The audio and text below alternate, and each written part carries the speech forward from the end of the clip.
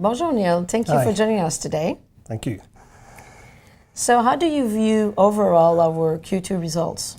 I think we're really pleased with the overall results in Q2. In particular, I think the backlog, which now exceeds 15 billion, and that really represents the amount of time and effort the business is putting into business development, risk management, business development, and building the backlog.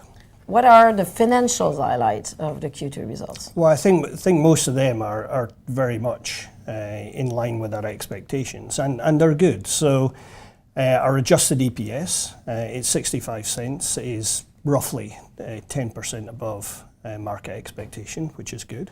The EBITDA, adjusted EBITDA for the quarter was double what it was last year, which shows the progression that we're making within all of that. The margin increased to a really healthy 7.7%, again, which is really good.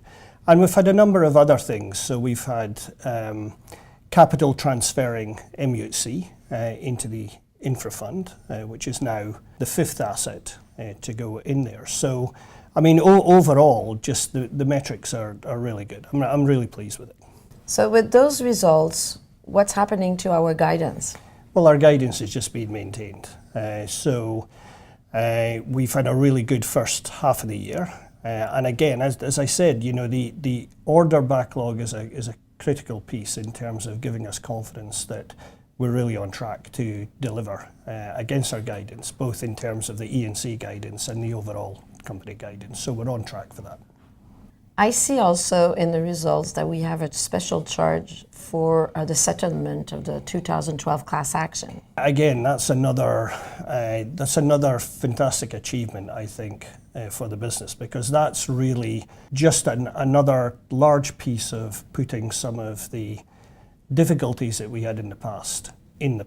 So it's still subject to court approval, but basically this was a class action from two provinces from 2012, and effectively we settled that for a net charge of 88 million in May, and we've included that within the financials of Q2. So it's a great achievement, a really good achievement. So which contracts stood out in Q2? We won important contracts really in all of our sectors. There was the front-end engineering design project with OPG in Canada. We were reselected for a 7th consecutive term as the general engineering consultant for Florida's Turnpike Enterprise in the US. And we finalised our contract for the REM, Light Rail Transit Project here in Montreal.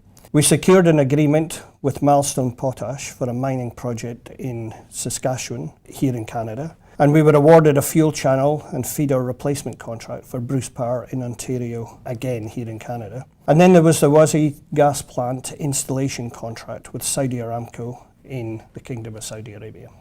How do you feel about our financial position heading to Q3? Well, again, as I said earlier, I think the backlog indicator plus the business development pipeline is looking really good, and it's looking really good across all of our sectors in terms of master services, contracts. The oil and gas group won the Al Zour refinery contract in Kuwait, and we also won the Maiden contract within Clean Power in the Middle East.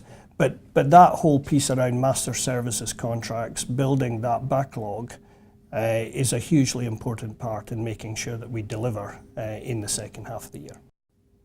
Thank you.